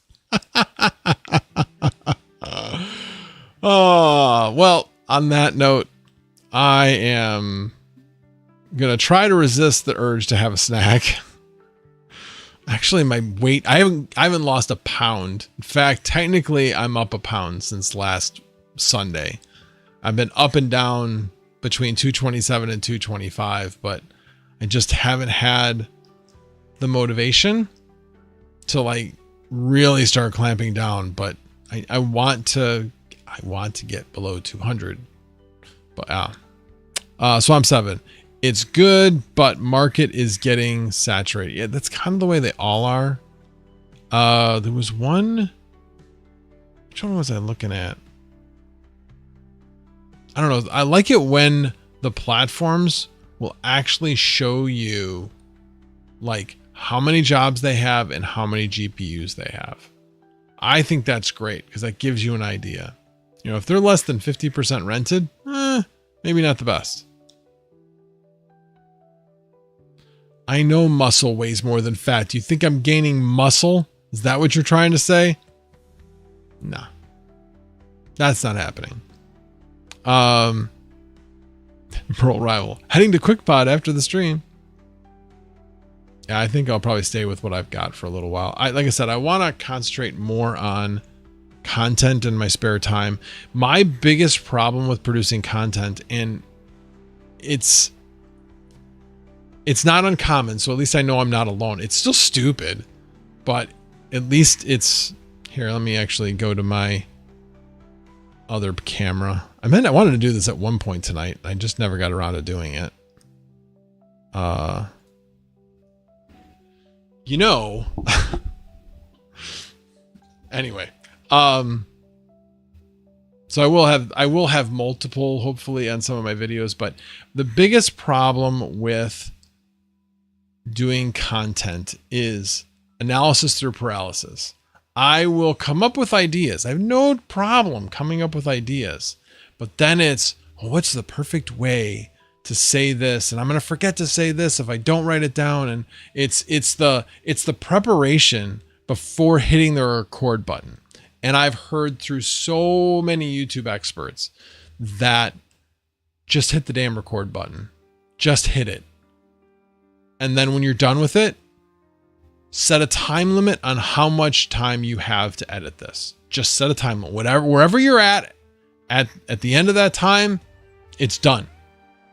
Don't even worry about it. Get it out there. I know DJ said a bunch of times, he's like, it's all about quantity.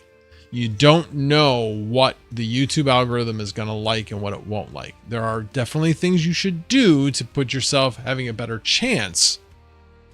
But bottom line is you don't know. Like my best performing video wasn't great. My best performing video is the one where I was installing an Ethernet cable to my inverter, my solar inverter. It was horrible. I was like a million miles away when we were videotaping outside. Nobody could see anything that I was actually doing.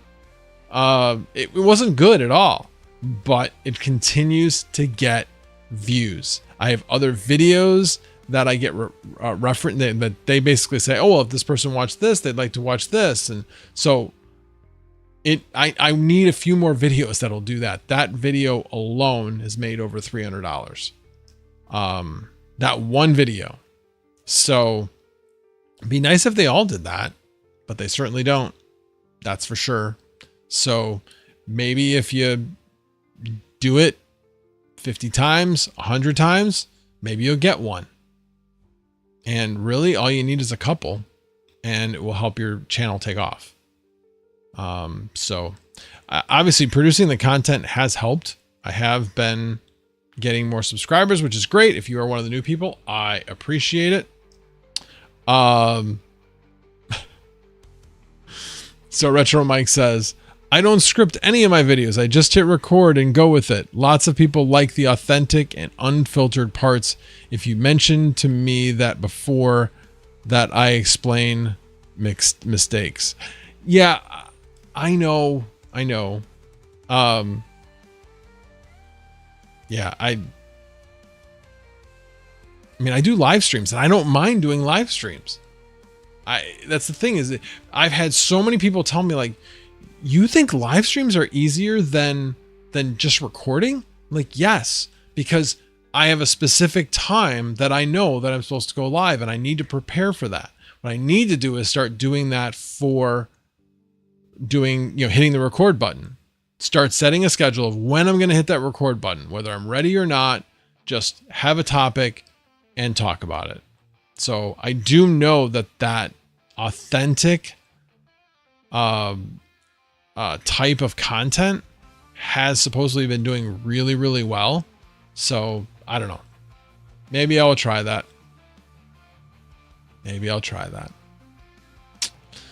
All right, let me see if there are any other comments. I think that...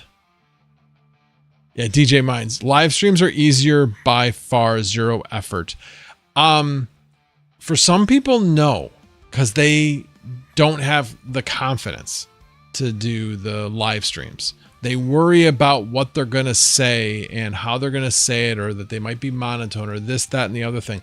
They can't be spontaneous. Now, I'm certainly not as spontaneous as DJ. Definitely won't say that. And not as entertaining, for entertainment's sake. But we're all different. So, Crypto Craig says, just do shorts on TikTok like Goat. He is killing it. He's killing it for views.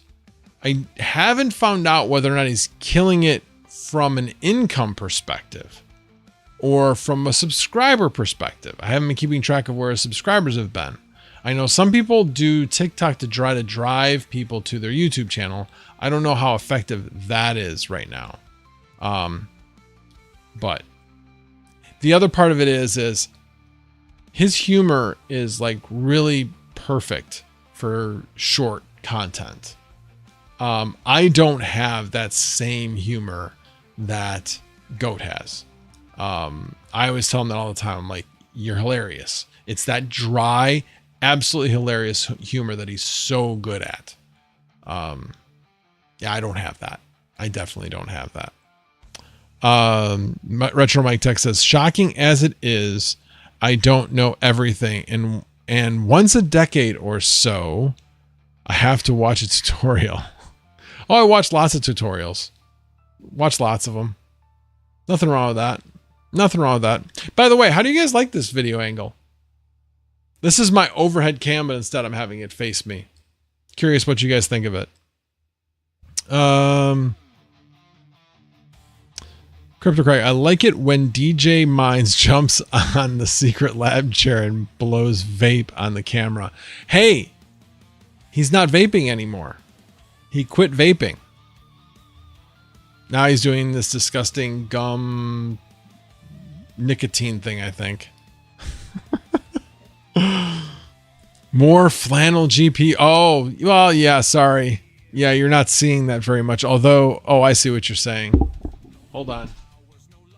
Yeah, it actually would come better in, let's see. There you go. How's that? Is that better? Better Travelers Travels? Yes, DJ Minds. I'll shake that butt for money. You know it. Yeah, hey, and I'd be really curious. What would you guys like to see from me in order... Well, what would it take, I guess, to have more super chats? Because it doesn't go unnoticed. I don't get that many. And I'm not... Again, you all don't have to. Please don't do one now because I just pandered for it. Do not pander to me at all. I'm just curious that I think that other... Oh, look at that. I'm 8410 now. Other YouTubers get way more super chats than I do. And there's probably a reason for that. I would love to hear your guys' feedback. Shoot me a DM in on Discord if you have any ideas as to why I don't get that many super chats compared to other YouTubers. I'd be really curious. One of the things I thought of, again, I hate it as well, the mid-roll advertisements. So I thought I'm going to take those out, see if things change. I'm not going to put them back. Like I said, I find them annoying and they're not very profitable. So, and they're better than nothing, but anyway, but I'd be really curious. What do you think other YouTubers are doing that I'm not doing? Or you can put it in the chat. Jesus, Retro Mike, I told you not to do that. Because I didn't want to be pandering. That was not the point. I was asking for feedback because I feel like super chats should be earned, not pandered like that one just was. Oh my God. I'm Crypto Crag, small growth energy. Guys, feed pics? I can do feed pics. What pics? I just put the feed up. I'm a cheap date. Actually, there was a guy, talked about him before, Tom Grassi. He's a football guy. It basically is a football around the Green Bay Packers in football. And he raised $1 million in a week. 24 hours he was always on stream until he raised $1 million for this charity. And it was pretty amazing. But with his channel, he gets an amazing amount of super chats, an amazing amount. I appreciate the super chats, guys, but I really wish you wouldn't do it tonight. Oh my God. You guys are killing me. I was asking you, how do I earn them? Not just do it because I said something about it. You're killing me, Smalls. You're making me feel bad. But thank you very much, Retro Mike, Crypto Crag, Frogman, Rizzo. I think that hit everybody. Yeah, that hit everybody. So I appreciate the super chats. Can't ban a mod. Retro Mike's a mod. So DJ says, for me, it's a little easier because I used to be a Twitch streamer. It's a psychology thing with the viewers. You know what? I'll hit you up offline, DJ.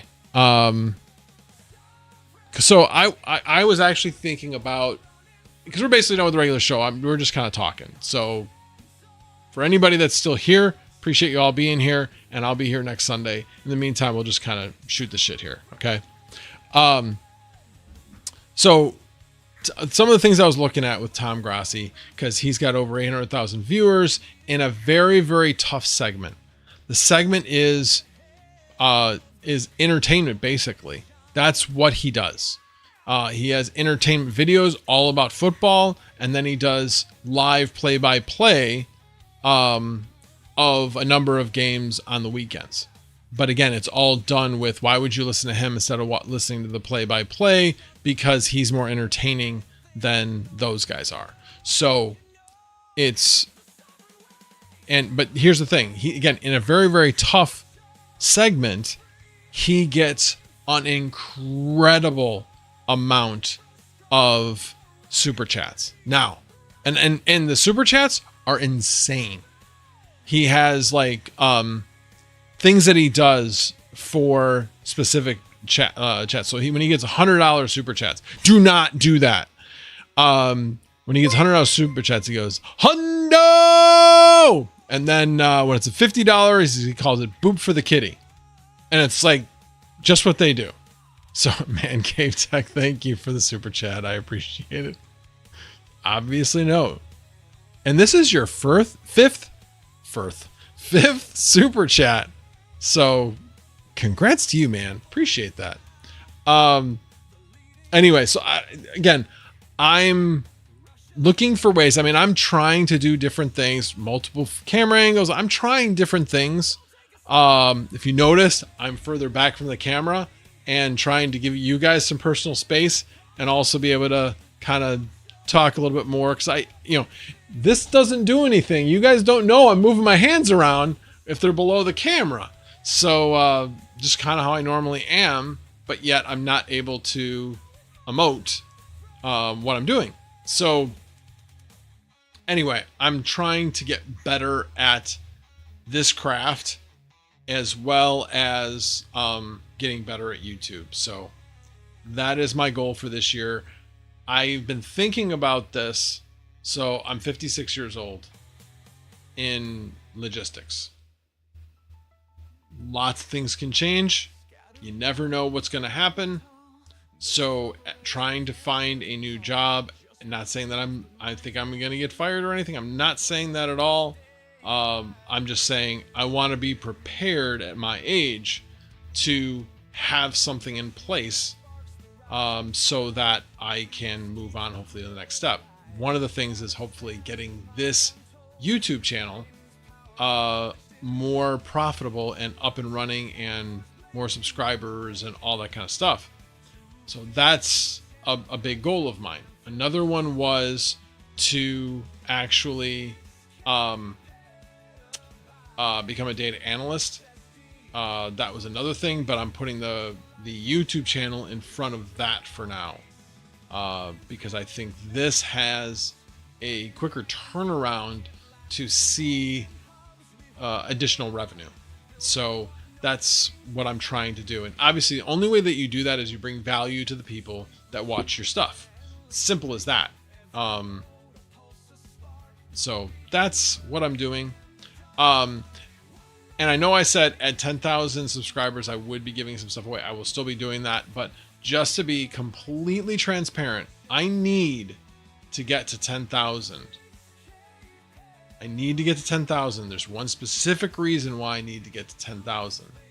And that is so that YouTube will allow me to set up a donation stream. Meaning that all super chats from that specific stream or whatever streams I set up to do that will go directly to the charity and YouTube will take no money from it. I wanted to do one last September, but that was when my mother-in-law passed away. That was ovarian cancer month. I want to do another fundraiser for that. My wife's now 3 years post chemo, still cancer free, knock on wood. But again, I know that that's not the most common thing. So most common outcome. So that's why I feel very strongly about this. But when I saw the Tom Grassi thing, I was like, wait a minute, how does he have the donation thing? And then I looked into it. It's like, you have to have 10,000 subscribers in order to do it. So why am I saying all this? Because if DJ's still listening, yes, I did for the last 2 months, and only the last 2 months, I have been doing a very, very small amount of promotion. But it's with that specific intent to get to that 10,000 for that reason, and then I'm gonna stop. So anyway, so in case anybody's wondering why my subscriber count is going up as quickly as it is, yeah, it's not just because I'm putting out content. It's also because I am doing a small amount of promotion. You don't really have to do a lot. It's not big money or anything. Let's put it this way. I make as little money as I make on YouTube. I'm spending less on promotion. So yeah. All right, let me get back to the tags. Gotta get a soundboard and throw in the sounds for super chats and live reactions. That's a good point. I could actually do that, I think, with this little doohickey that I just got. I could also do it. You can actually do it on your phone. Hang on, let me, so you have like 6 buttons you can do right now. These are the 6 buttons I have for Stream Deck. You don't need to buy a Stream Deck in order to do that. These are free. And I believe, if I remember correctly, you have a couple different sets of 6 that you could do. So I could set up 6 sounds and they would play on the computer, I think. I'd have to look into that. But good feedback. I really appreciate that. Thanks, Rizzo. Let's see.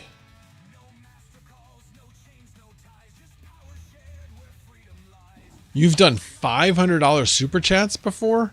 Damn. That is definitely girthy. Very girthy. All right, let's see.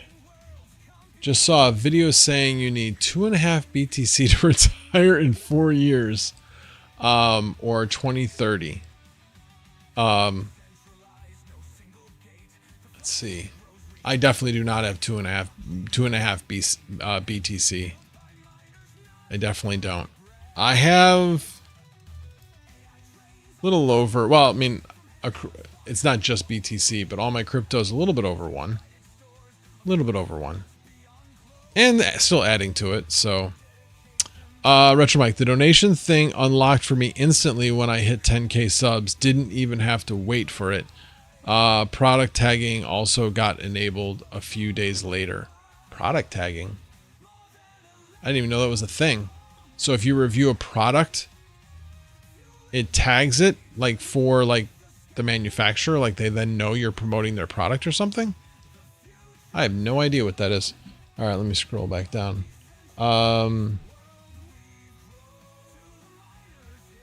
So the fundraiser donation, got it.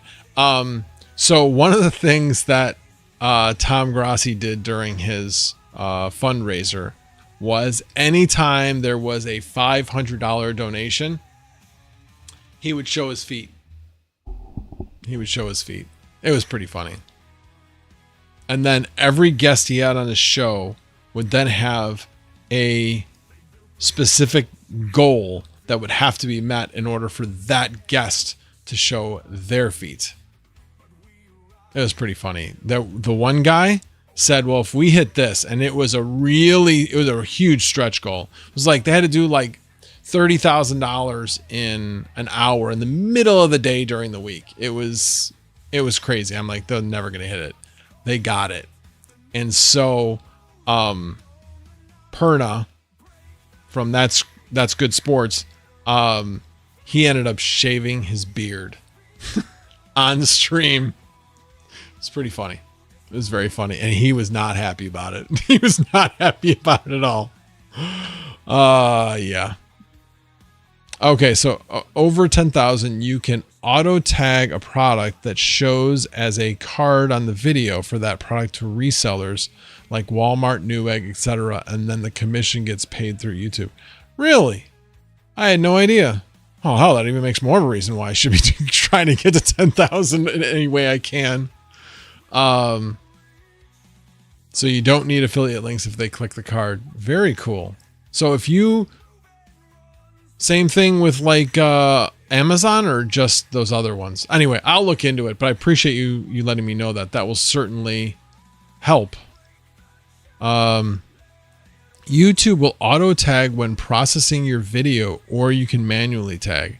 I went back to my phone mining videos and manually tagged the products I used. Very cool. Yes, set up rewards for donations for charity streams. Some are pretty funny. Yeah, I'm going to have to think about what I would do.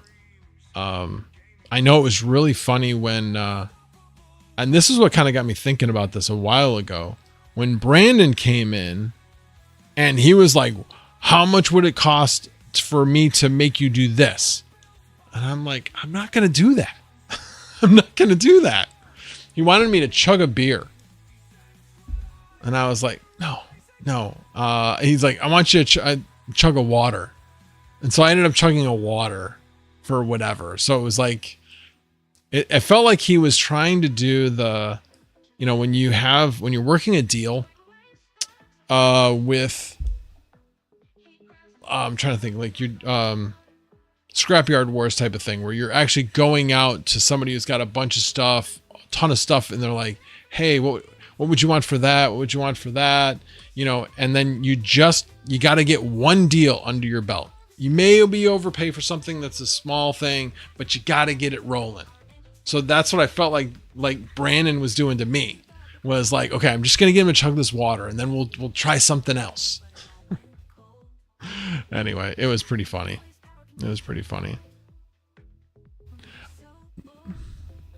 I want to see Max chug some Tito's. Yeah, that's what that says. Tito's. I don't even know what that is. I'm going to start saving up. What is Tito's? I'm guessing it's a type of alcohol. That would be my guess. What would it take for you to eat a gallon of ice cream? Are you trying to kill me? Bye-bye diet. Yeah. Oh, yeah. One shot of Tito's per dollar amount. Oh, Tito's vodka. Oh, no. Yeah, remember, I'm planning on streaming for a long period of time. Probably like 36 hours is what I'm thinking. I'm thinking I may try to do a $20,000 goal and to stream until I hit that goal, or stream until 36 hours. Whichever comes first. That's what I'm thinking. But I also have work and I don't want to take off a whole week of work. You know, it's one of the things that Tom Grassi could do is his work is his YouTube channel. So, because it is his YouTube channel, he's doing his work. Even though all of his work is for charity for that particular week.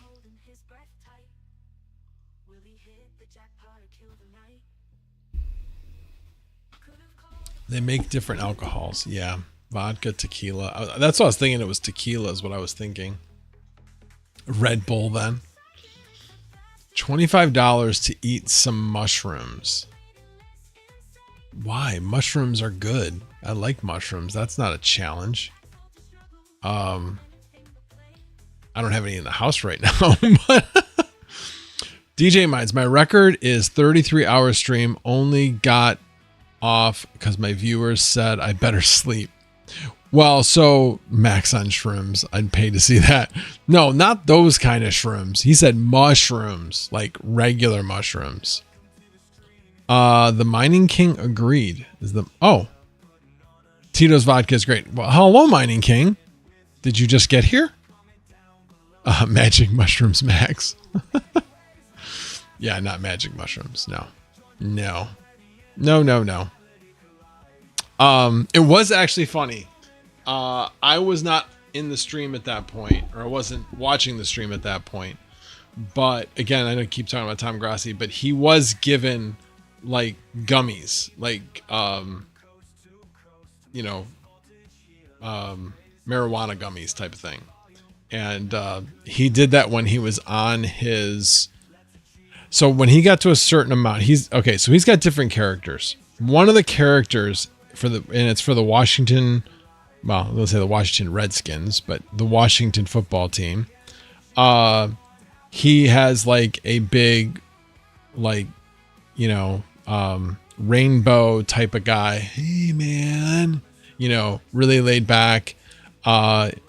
Always says he's on, he's smoking hash and all that kind of stuff. That's the character it is for Washington. Anyway, so he said as of, I think when they had 600,000 that he would do that character for, I think it was 2 hours, but there were a number of ways to extend it. And I think he ended up being that character for 4 hours. So there's that one, but no, it wasn't actually, it wasn't that one where he took the gummies. It was the Darkness Retreat. Aaron Rodgers, if you're not familiar, did a Darkness Retreat or has done Darkness Retreats. And so he did a Darkness Retreat, and that was the one that you could extend. Anyway, it was pretty funny. He was very creative.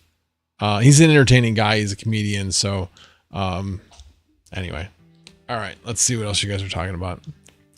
Is the devil's lettuce legal there? It's not here. I don't even know what that is. I have no idea what the devil's lettuce is. Unless you're talking about marijuana, but marijuana is legal in Illinois. That's for sure. Cobra Commanders. Let's see. Just done fixing more Z15s. Nice. I keep missing, and Friday is like the perfect day at work too for me to like just have you on in the background so I can just listen. But I always forget to turn you on because something else is going on. And then by the time I find out, it's like, you're done. So yeah, weed. Yes. Weed. We Ed. The wacky tobacco. Yes. The wacky tobacco. Alrighty guys. Well, it's been 2 hours. I can't remember the last time I did 2 hours, but I hope you enjoyed like the last 45 minutes where we were just kind of shooting the shit. If you do like that kind of thing, please leave stuff in the comments. And if you like this video versus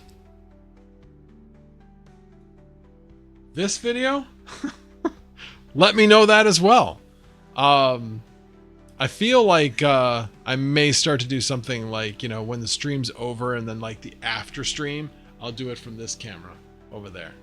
But in the meantime, appreciate you guys all being here, and I will see you guys next Sunday. The General is out. Have a good week, everybody.